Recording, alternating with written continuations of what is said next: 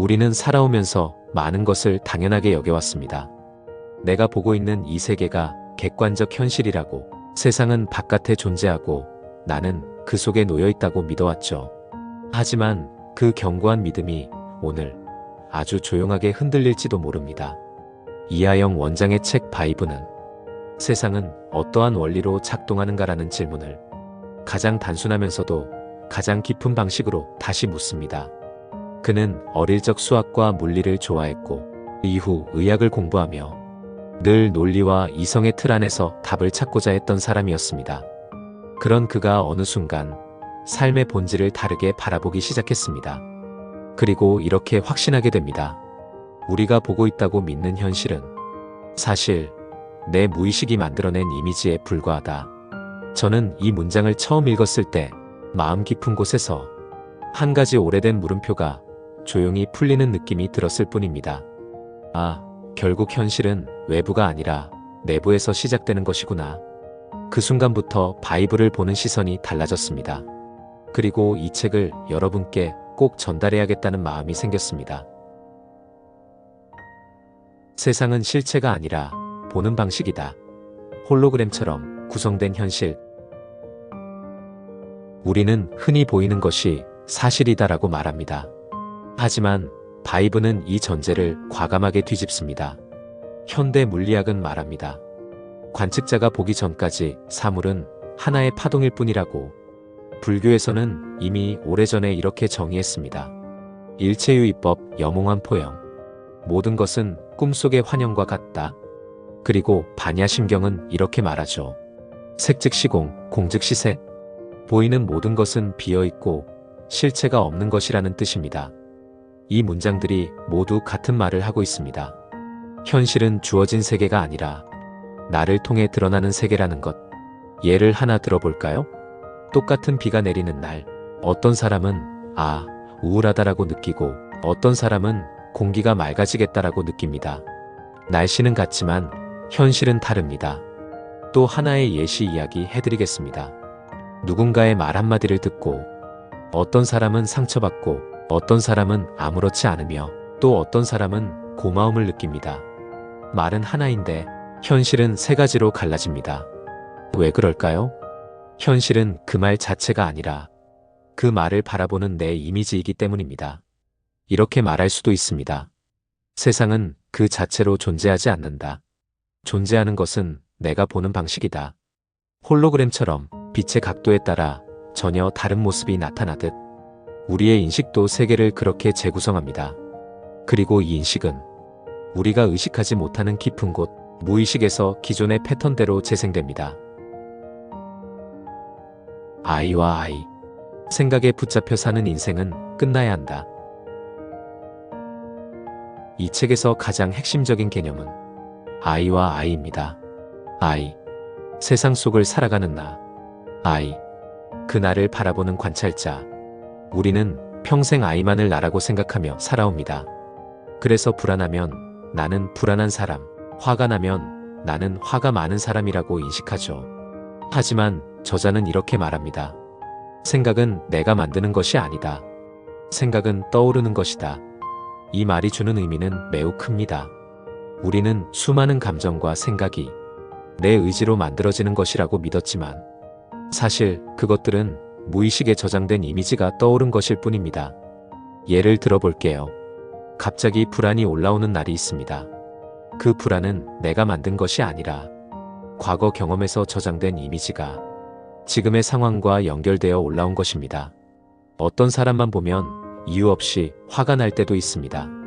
그 사람 때문이 아니라 내 안의 감정이 그의 행동 속에서 드러난 것입니다. 혼자 있을 때 갑자기 우울해질 때도 있습니다. 우울의 실체가 있는 게 아니라 오래된 기억의 그림자가 잠시 떠오른 것입니다. 이때 필요한 것은 감정을 밀어내는 것도 억누르는 것도 아닙니다. 그저 이렇게 바라보는 겁니다. 아, 불안이 왔구나. 아, 내가 지금 화를 느끼고 있구나. 아, 우울이 잠시 드러났네. 그러면 감정은 사라집니다. 왜냐하면 그 순간 나는 감정의 아이가 아니라 감정을 바라보는 아이가 되기 때문입니다. 관찰자가 되는 순간 감정은 나를 움직이는 힘을 잃습니다. 이 한 가지를 이해하면 삶의 절반이 가벼워집니다. 가능태와 현실태, 이미 존재하는 미래 중 하나를 선택해 들어간다. 이하영 원장은 현실을 선택하는 기준이 바로 무의식의 허용도라고 설명합니다. 이 개념을 더 쉽게 설명하기 위해 다중우주론을 떠올려 봅시다. 휴 에버렛 박사는 이렇게 주장했죠. 우주는 선택의 순간마다 갈라진다. 우리는 그중 하나의 우주만 경험한다. 즉, 내가 되고 싶은 모습, 원하는 삶의 형태, 그리고 그 삶의 감정적 풍경은 이미 가능태의 형태로 존재한다는 겁니다.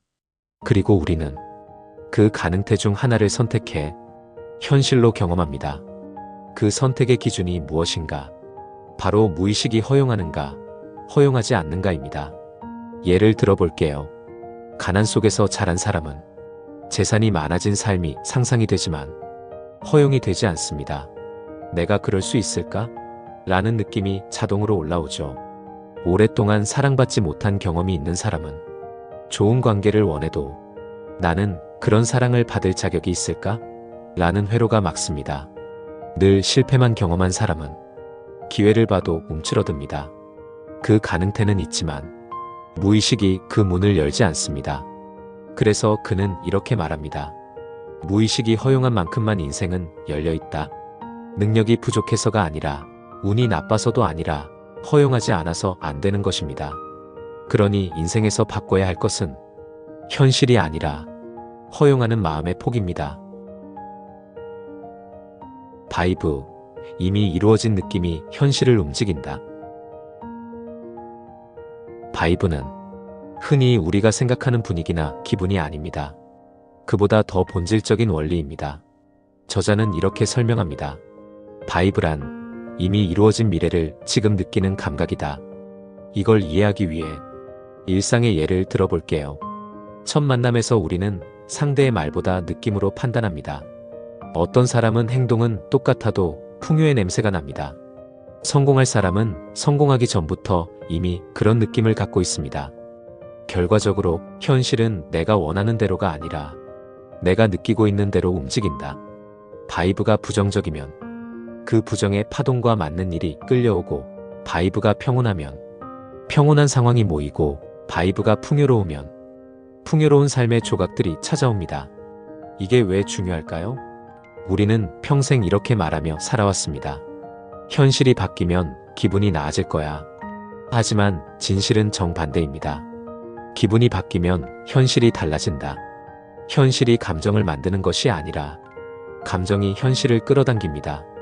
그러니 우리가 진짜 해야 하는 노력은 바깥을 고치는 것이 아니라 내 안의 느낌을 정돈하는 일입니다. 색즉시공, 집착이 사라지는 순간 문제도 사라진다. 색즉시공을 이해하는 순간 삶에서 얽혀있던 매듭이 풀립니다. 색은 드러난 현상, 공은 비어있음을 의미합니다. 즉, 드러나는 모든 것은 비어있다. 실체가 아니다. 이걸 일상에 적용해보면 이해가 쉬워집니다. 누군가의 말 때문에 상처받는 이유는 그 말 때문이 아니라 내가 그 말에 의미를 부여했기 때문입니다. 돈이 부족한 것이 괴로운 이유는 돈 그 자체가 문제가 아니라 나는 부족하다는 이미지가 고정되어 있기 때문입니다. 불안이 괴로운 이유는 불안이 아니라 불안을 나라고 착각하기 때문입니다. 문제는 문제 그 자체가 아니라 문제에 걸려있는 내 마음입니다. 저자는 이렇게 말합니다. 집착하지 않는 눈에는 모든 것이 평화롭다. 붙잡는 순간 사라지고 놓는 순간 흐릅니다. 삶이란 물과 같습니다. 쥐면 사라지고 펴면 흐릅니다. 인생은 영화다. 우리는 주인공이 아니라 관찰자다. 저자가 사용하는 비유 중 가장 많은 사람을 위로한 비유가 있습니다. 인생은 영화이며 우리는 주인공이 아니라 관객이다. 관객이 장면에 휘둘리나요? 좋아하는 장면은 오래 보고 싫은 장면은 넘기면 됩니다. 주인공만이 고통을 겪고 관객은 그 장면을 그냥 지켜봅니다. 이 비유가 주는 통찰은 명확합니다. 당신은 지금 겪는 고통 속에 빠져 있는 사람이 아니라 그 고통을 바라보고 있는 사람이다. 이 관점 전환이 삶의 무게를 단숨에 바꿉니다.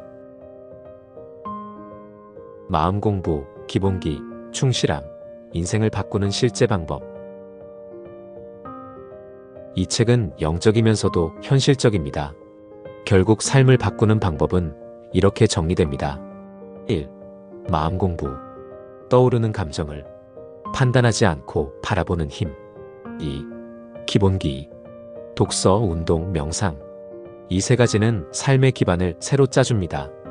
독서는 언어의 구조를 바꿉니다. 언어가 바뀌면 해석이 바뀌고 해석이 바뀌면 현실이 바뀝니다. 3. 충실함. 열심히는 종종 불안을 바탕으로 하지만 충실함은 평온을 바탕으로 합니다. 저자 말처럼 열심히는 내일을 위해 오늘을 희생하는 것이다. 충실함은 오늘을 온전히 살아내는 것이다. 저 역시 어린 시절 결핍 속에서 자라며 열심히만 알고 살았습니다. 하지만 코로나 시절 500권의 책을 읽으며 처음으로 알았습니다. 충실함이야말로 삶을 지탱하는 힘이다. 무의식이 허락한 만큼만 현실이 열린다. 삶의 가장 단순한 진리. 저자는 말합니다. 세상은 나의 무의식을 반영하는 거울이다. 우리는 현실을 고치려 하지만 현실은 무의식의 결과물입니다. 그래서 현실을 바꾸고 싶다면 해야 할 일은 단 하나, 무의식을 바꾸는 것입니다. 무의식이 바뀌는 순간 현실은 저절로 재정렬됩니다. 미래를 기억하라. 자각몽처럼 인생을 조종하는 법. 책은 마지막으로 이렇게 말합니다.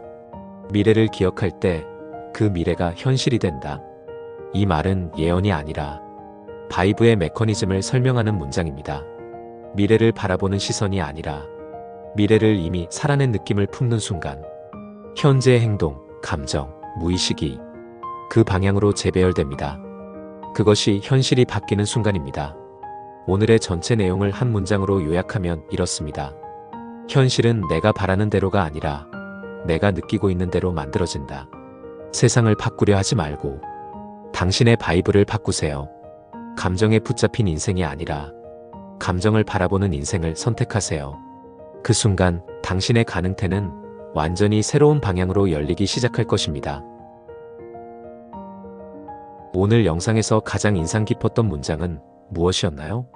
그리고 여러분은 무의식의 회로를 바꾸기 위해 오늘 어떤 작은 변화를 시작해보고 싶으신가요? 댓글로 남겨주세요. 그 한 줄이 당신의 내일을 완전히 다른 가능태로 바꿀지 모릅니다. 지금까지 인생 디자인 스튜디오였습니다. 당신의 새로운 현실이 오늘부터 펼쳐지길 진심으로 응원합니다. 감사합니다.